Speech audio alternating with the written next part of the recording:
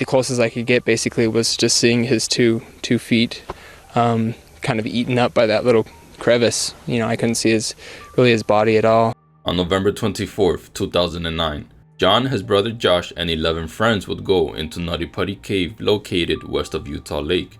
It was supposed to be a relaxing excursion into a new cave. What proceeded to happen would turn out to be one of the most extensive rescue attempts in caving history. This is the infamous story of John Edward Jones and the Nutty Putty Cave.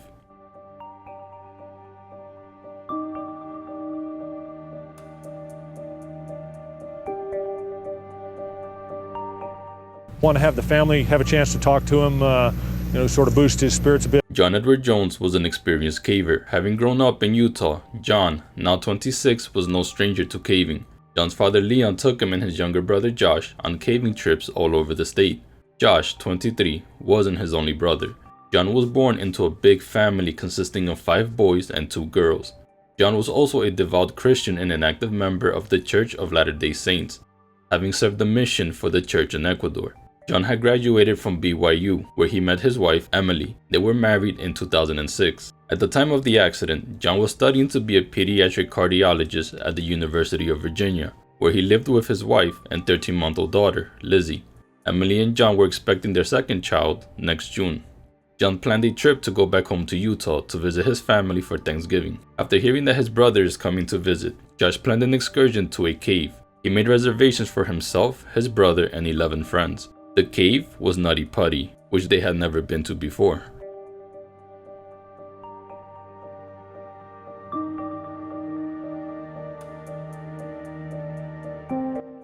Still far from being a recovery, it's a rescue, but the longer it goes, obviously, the more concern there is. Nutty Putty Cave is a hydrothermal cave located west of Utah Lake and about 55 miles south of Salt Lake City. A caver by the name of Dale Green discovered Nutty Putty in 1960. He entered the cave and noted the most recognizable aspect of the cave, the brownish clay-like walls that lined the 1,400-foot or 427-meter cave. It stayed at around 60 degrees Fahrenheit or 15 degrees Celsius year-round, although the temperature dropped the deeper you got in, and due to the hydrothermal activity, the cave was extremely humid. Nutty Putty turned out to be a local favorite, attracting an estimated 5,000 visitors a year. But with its tight and narrow passages, stories of people getting stuck in the cave and needing rescue started to appear. From 1960 to 2004, 6 different people became stuck and required rescue in some of Nutty Putty's narrow passages. There's a reason why 3 of the cave's tightest squeezes are called the Helmet Eater, the Scout Eater, and the Birth Canal. In 1999, 2 Boy Scouts, both 17 years old, got stuck in the Birth Canal section of Nutty Putty. Rescue workers were able to free them 12 hours later. Another case involved a 16-year-old boy by the name of Brock Clark. This is an interesting case, as it seems like Clark may have gotten stuck in the exact same tunnel that John crawled into.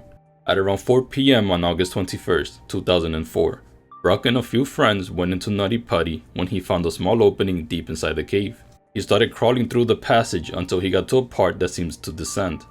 As he peered over the edge, he slipped and started to fall, ending up upside down. He got wedged inside a crevice. It took rescuers 14 hours, but they were able to get him out of the cave. All 6 of those trapped cavers had made it out alive, but due to the recent tragic drowning deaths of 4 people in the nearby cave on White Mountain, the local sheriff's office grew tired of having to perform rescues in the cave and worried that some would turn fatal. Nutty Putty Cave was closed in 2006 due to safety concerns. It was reopened on May 18, 2009, only 6 months before John entered the cave. After reopening, some changes were made when visiting the cave. A registration system had been put in place to increase safety and cut down on accidents. Groups would have to pre-book a visit to the cave online, so that management could control the number of people in the cave and avoid overcrowding. Although precautions were taken, the cave system still had unmapped sections. This would be a critical issue in the series of events to come.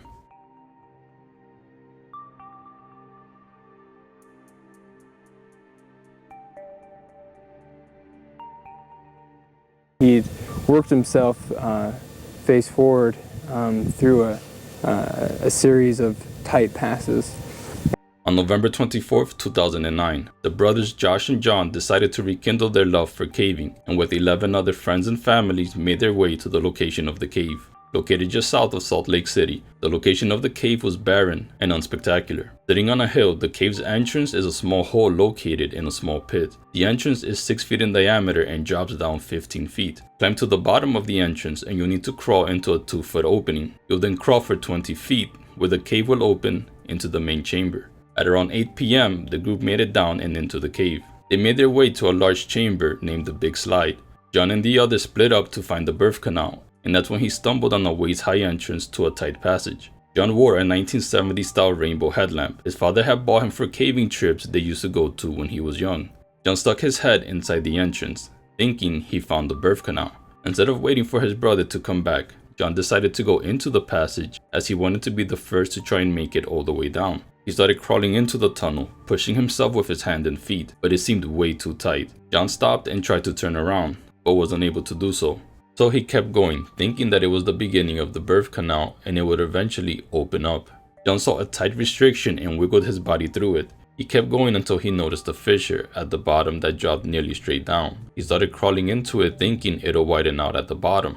To get through the restriction, rescuers believed that Jon sucked in his chest, sliding his torso over the lip of the rock and down the 10 by 18 inch wide crevice. But when he gasped for air, his chest expanded again and he got stuck with one arm pinned underneath him and the other forced backwards. The rainbow headlamp had fallen off. The size of the crevice he was stuck in is comparable to the opening of a front-loading washing machine, except it was in a perfect circle and he was stuck in the tightest part of the opening, trapped more than 100 feet or 30 meters below the ground and 400 feet or 120 meters from the cave's entrance. He tried to wiggle himself free but was sent deeper into the fissure. Thinking he just needed to push through, he sucked in his chest again and slipped further down the crevice until his hand hit a wall. With the dust clearing while trying to get his bearings, Jon looked and saw that there was no way to move forward. He had crawled into a dead end. Jon had unknowingly gone into an unmapped passage of the cave, close to Ed's push. That section remained unmapped due to the passages being too narrow to safely explore.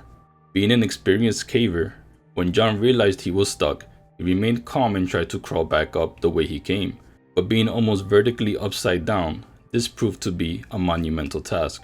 As the realization of his situation started to set in, Jon started to call out for his brother, hoping he was still around. Josh heard his brother but had trouble finding him. He looked at the narrow passage to his left and realized it was coming from there. As he crawled to his brother between the tight and muddy walls, he knew it was serious. When he reached the restriction, he tried to go in but got stuck himself. Jon told his brother not to go any further so that they didn't both end up stuck in the crevice.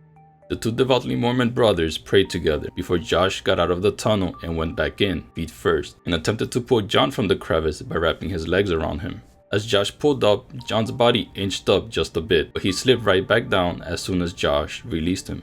Having run out of options, Josh and Jon decided it was best for Josh to leave the cave and get help. Josh was quoted as saying, "I didn't want to leave him. His life was in that cave, in that little crack." Josh made it out of the cave and on the surface called 911. After the call, knowing help was on the way, Josh made his way back down to be with his brother. The two made small talk, waiting for the rescue team to arrive. What came next was a 28-hour ordeal that involved around 130 rescuers working around the clock trying to free Jon from the grasp of the cave. It's still known as one of the most famous cave rescue attempts in caving history.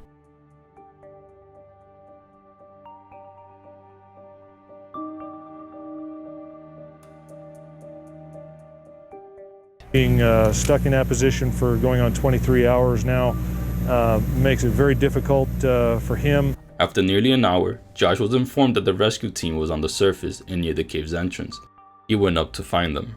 Back on top, an experienced team of rescue workers planned the extraction of Jon from the cave. The first rescue worker to reach Jon was Susie Motola, a search and rescue volunteer with vast caving experience. She made her way to Nutty Putty after receiving news of Jon's situation around 9 p.m. She had begun moving into a new house, but dropped everything when the pager went off. She arrived at the location and after being briefed, she began her descent into the cave, with two other rescuers behind her. Standing at only 5'3", she crawled down the cave for about 30 minutes before finally reaching the tunnel where Jon was stuck at around 12:30 in the morning. By this point, Jon had been stuck for 3 hours. With a rope around her ankle, Susie went into the entrance, falling on her belly as she inched her way through the cramped tunnel. 20 minutes passed before the beam of her headlamp fell upon a pair of navy and black running shoes sticking out of the crevice. Susie started talking to Jon. She said, "Hi Jon, my name is Susie. How's it going?" Jon replied, "Hi Susie, thanks for coming, but I really want to get out." To which Susie replied, "Oh, no worries Jon. You're going to get out of here, lickety-split." Back on the surface, the team was still trying to figure out how to safely get Jon out. Among them was trauma physician Doug Murdoch. When Dr. Murdoch was informed that Jon was in a nearly vertical position at around 70 degrees and upside down, he knew that Jon didn't have much time. Dr. Murdoch was quoted as saying, "Being upside down, your body has to pump the blood out of the brain all the time. Your body isn't set up to do that. The entire system starts to fail." He knew that blood and other fluids would start pooling in Jon's brain and lungs. His circulation would start to slow, with toxins building up in his blood. If the rescuers were to free Jon, those toxins could rush to his heart and kill him. He could also experience cardiac arrest or hemorrhaging of the brain. Dr. Murdoch gave Jon 10 hours to live. Inside the tunnel, Susie was also trying to figure out how to get Jon out. She cut the upper part of his jeans to free up some space. She then tied a rope around his legs close to his feet that stretched back to the rest of the team waiting at the tunnel's entrance. Once the rope was fastened, Susie gave the signal and the team pulled, but they didn't have close to enough leverage to move Jon. Susie and Jon passed the time with small talk as the other rescue workers tried to come up with another plan. But as he talked, she noticed that his voice grew more nasal and his breathing labored. She could tell his lungs were filling with fluid. After 2 hours, Susie was out of ideas and began the slow crawl out of the tunnel, with another rescuer taking her place. As the hours passed, rescuers arrived from different parts of Utah, and a camp was set up as a command center near the entrance to the cave. Everything from explosives to lathering Jon with vegetable oil was thrown around, but they were quickly shot down.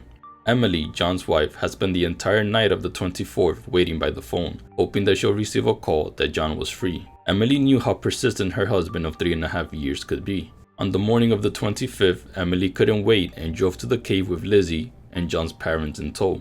She couldn't believe her eyes when she arrived at the site. There were over 100 people at that point, with the site littered with cars, fire trucks, ambulances, and police SUVs. Emily was quoted as saying, "I knew I couldn't do anything to help, but I really wanted to give him a hug when he got out.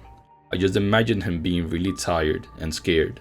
When the family arrived, they met with Utah County Sheriff's Lieutenant Tom Hodgson. Emily remembered the lieutenant fighting back tears as he spoke, which confused her.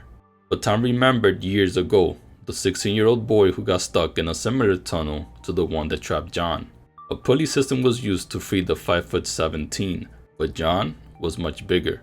But that same system would be used to try and get Jon out of the cave.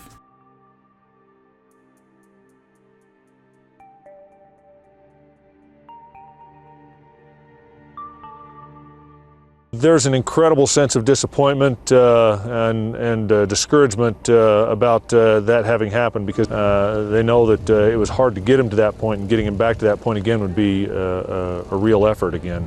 When Jon heard the drills, he asked what was going on and was told that a pulley system was being installed into the walls of the cave in the hopes to free him. Each anchor, which was designed to fit onto the surface of hard solid rock, were drilled throughout the tunnel and the cave. Each time they added a pulley, they tried the system, but each time the friction was still too strong. As the team added pulleys, Jon's body inched out of the crevice bit by bit. They were able to lift Jon so far up that his feet touched the low-hanging ceiling. With his heart struggling to pump blood into his legs, this caused Jon to scream in pain. This made the rescue workers come to a horrible realization, that due to the angle of the tunnel, he wouldn't be able to bend his legs. They considered breaking Jon's legs to get him out, but were advised against it, as in his weakened state, he wouldn't be able to be sedated and the shock would likely kill him. Back on the surface, Ryan Shorts prepared to make the trek down to Jon. Ryan was young, but an experienced caver, having spent most of his childhood exploring caves. His father helped found the Utah Cave Rescue. So Ryan, even at 6'1", was seemingly immune to claustrophobia, as he loved the challenges caves gave him. When he reached the tunnel that led to Jon, however, some fear did creep in. Ryan readied himself, entered the tunnel, and started making his way to Jon. When Ryan reached Jon, at first they made small talk, and Ryan could tell that Jon was starting to lose touch with reality. Jon would periodically go from calm to thrashing around, trying to get out. Ryan recounted that when he first arrived, Jon had told him, "Help me get out, I don't want to be on my head." Ryan replied, "Why are you on your head?" To which Jon replied, "Why did you guys put me here?" Ryan tried to get Jon to calm down. Ryan found that the best way to get Jon to calm down was by asking Jon questions about his family. Jon would go on to tell Ryan about his family, about his wife and daughter and their life in Virginia. Jon had also told Ryan that Emily was pregnant, The baby was due on Ryan's birthday, June 13th. At one point, Jon told Ryan, "I'm sorry I'm so fat. It would be so much easier for you guys to get me out of here if I wasn't so fat." All Ryan could do was smile and say, "Well, when we get out of here, I'll be your workout buddy." Knowing how much Jon was thinking about his family, the rescue team brought in a set of radios that were connected via a cable line. They ran the line all the way down to where Jon was, and then gave the speaker to Ryan, who stretched his arms out so that Jon could listen. Jon heard Emily's voice through the speaker, saying that she loved him and to keep fighting. This made Jon start yelling that he loves her and that he'll make it out. During Ryan's time with Jon, a new pulley system was getting installed. Due to the soft nature of the walls in the cave, some of the anchors were beginning to get loose. The rescue workers were able to finish the new pulley system at around 4 p.m. on the 25th. By this point, Jon had been trapped upside down for 19 hours, but it seemed like they would be able to finally get him out. They ran the rope through nearly 15 pulleys. Closest to Jon, the rope was strung through a natural stone arch just above his feet. Ryan tried to make Jon ready for what's about to happen. At the end of the rope, the rescuers were desperately waiting for Ryan to give them the signal. He did. They started to pull, and with each pull they raised him up, inch by inch. When his feet hit the ceiling, Jon once again screamed in pain. Ryan yelled for them to lower him a bit to give him a breather. When they lifted him back up, Ryan stuck his head into the crevice and looked down, giving Jon his first glimpse of another person in nearly a day. Ryan asked Jon to look up and ask how he was doing. Jon's muddied face looked up, his bloodshot eyes meeting Ryan's, and he replied, "It sucks. I'm upside down. I can't believe I'm upside down." But then he smiled and said, "My legs are killing me."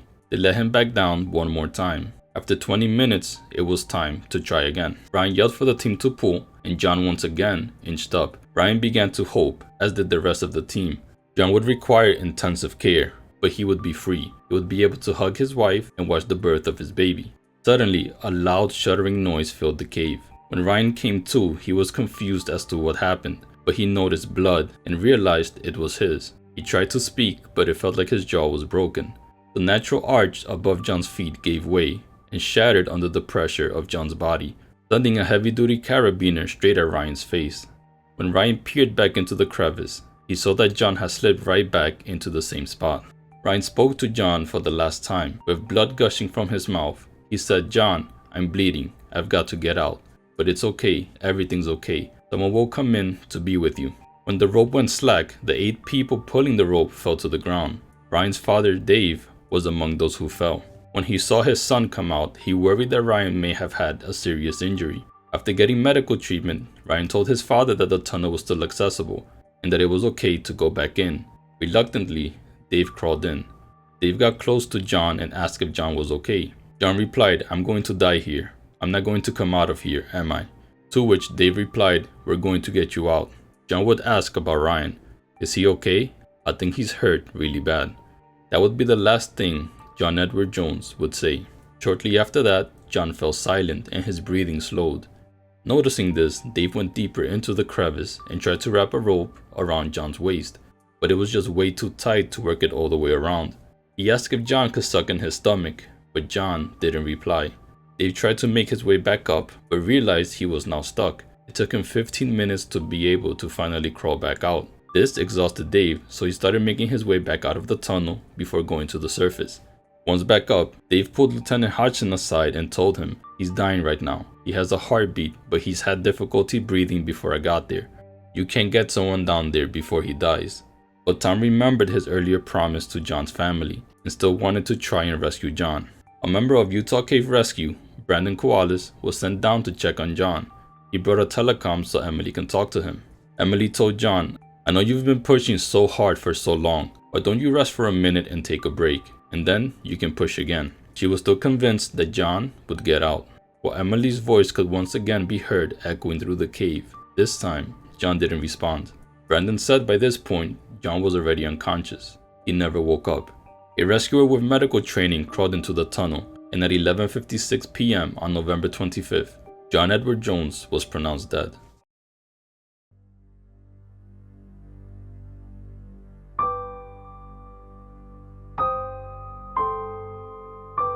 In Utah tonight, authorities are considering shutting down a popular destination for adventurers.